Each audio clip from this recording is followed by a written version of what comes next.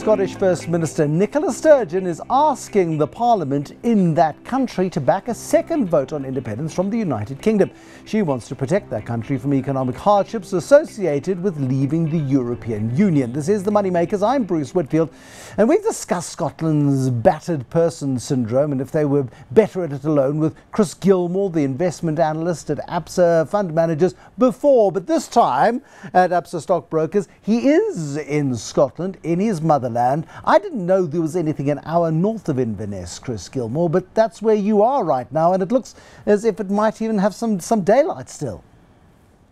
The sun is shining brightly, Bruce, but it's unusual. So we're enjoying it while it happens.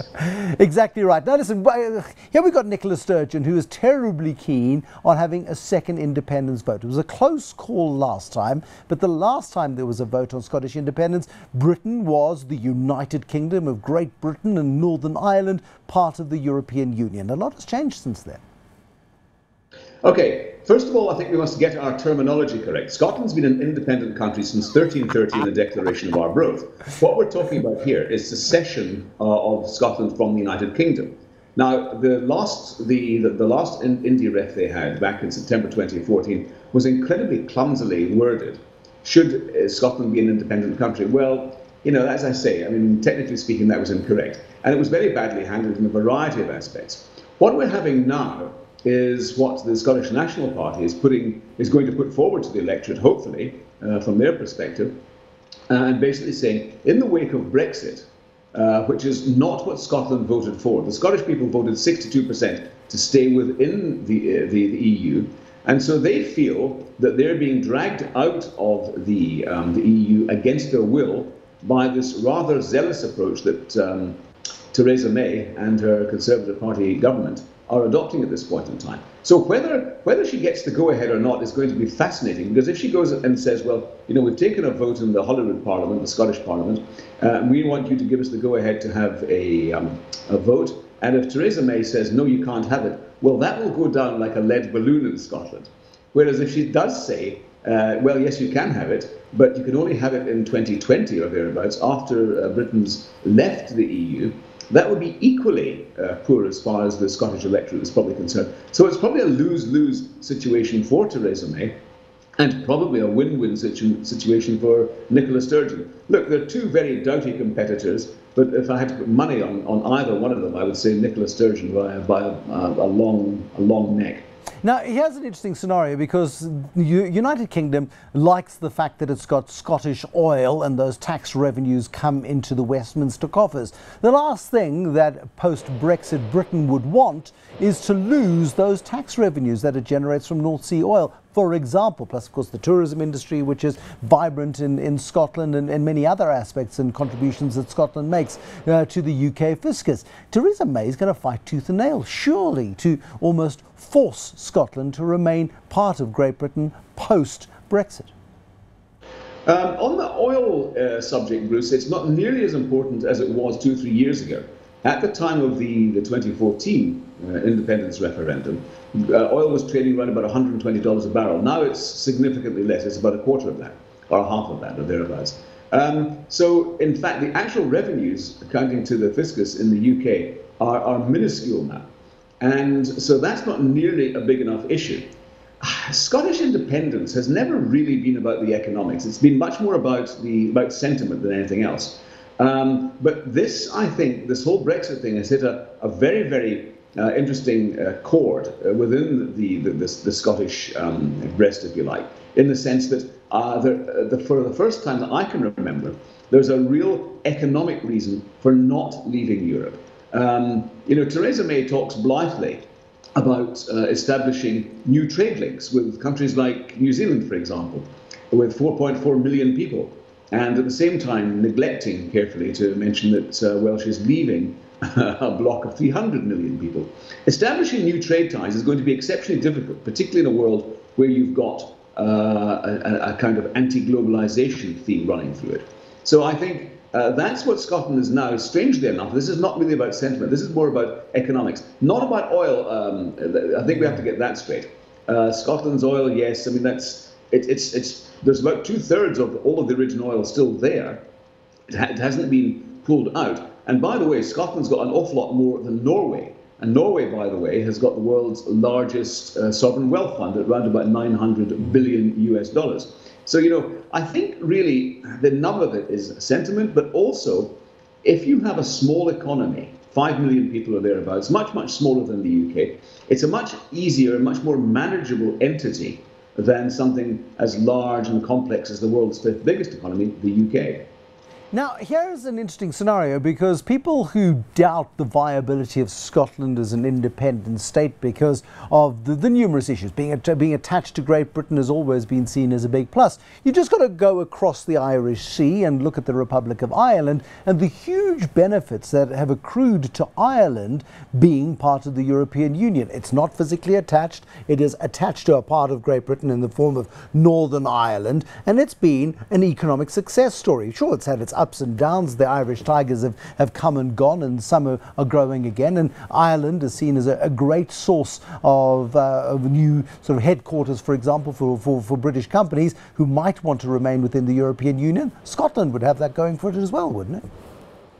No, it would. And I saw a report the other day suggesting that a number of bankers who are thinking of leaving London because of Brexit are now talking of setting up shop in Dublin, because of the fact that, as you say, Ireland will remain part of the EU. Interestingly enough, if you watched the machinations of the elections to the Northern Ireland Assembly called Stormont a couple of weeks ago, you'll see that Sinn Féin, the Irish Republican movement, did exceptionally well. I suspect if they had a referendum today as to whether you would the Northern Irish people would go for reunification with the rest of Ireland, I think it would be a very, very close call indeed. And they might even decide to go, because during Brexit, the Northern Irish people voted, I think, even more so than Scotland, about 65%, to stay within Europe. So there's an awful lot going on there. But you're right, the Irish have done exceptionally well, and they've rebounded exceptionally well from the global financial crisis. They were in big, big trouble.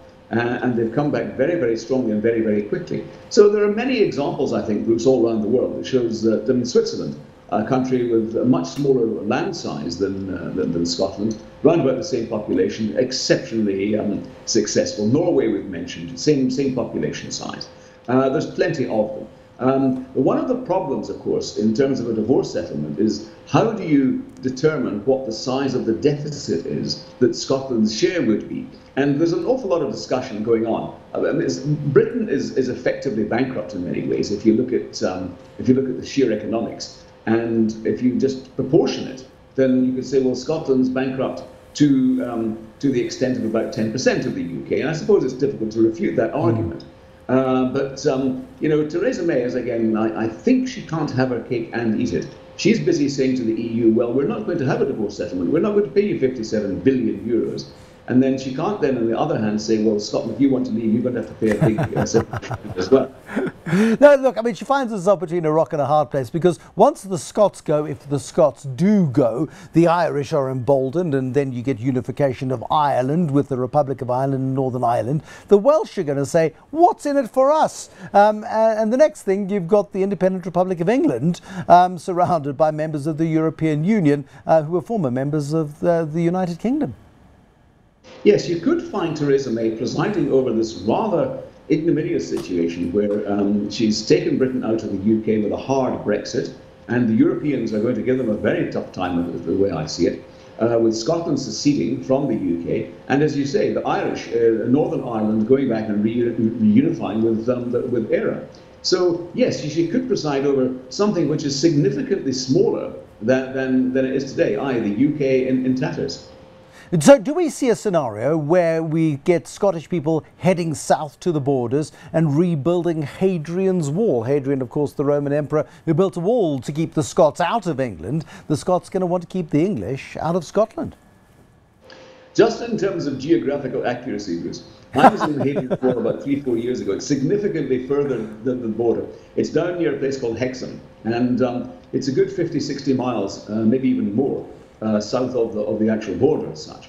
But be that as it may, I suspect that even with a reunification of Ireland, and secession from the UK, if that happens, I very much doubt you'll have a hard border as such. I've been in Scandinavian countries like Norway and Denmark and Sweden. And there's pretty much free movement there, even although all of them aren't full members. Norway, for example, is kind of an associate member. So, you don't really have these hard borders. And I don't really think it would be in anyone's interests to have the kind of hard border that you're talking about. Yeah, but this is an emotive discussion. Anybody who's watched Braveheart understands, in part, the roots of the problem, with William Wallace being played by a former Australian, of course. But it looks like it's going to go down to the wire on this one, Chris Gilmour, and the odds higher this time of Scotland succeeding with secession than at the last vote on this matter in 2014. Bruce, I think you could be right. When this last referendum kicked off, I think the yes vote, the people who wanted to secede, were coming in starting from about 28%. They ended up at 45%. And at one point, they were over 50, but the scaremongers won the day, and they ended up at 45. Here, you're right, we're starting from a higher base, and it'll be instructive to see what happens as regards the whole Brexit negotiation process. If it turns out that the Europeans are intent upon giving Britain a very hard time, and it looks like Theresa May could end up with what some people would refer to as no deal at all, then I think that could well play into the nationalists' hands and make it more likely that you get a yes vote. But it's all to play for, and it'll be really interesting to see what happens over the next 2-3 years. Chris Gilmour, thank you very much. Chris Gilmour is an investment analyst. That's his day job at Absa Stockbrokers. Occasionally he goes to the home country in Scotland, from where he was talking to us this evening, where the sun is shining still late at night in Scotland. Thank you so much for joining us here on the Moneymakers. More talk on the separation as we go through future programs. Don't let the Brexit bugs bite. Well, not in South Africa anyway. Till next time, bye-bye.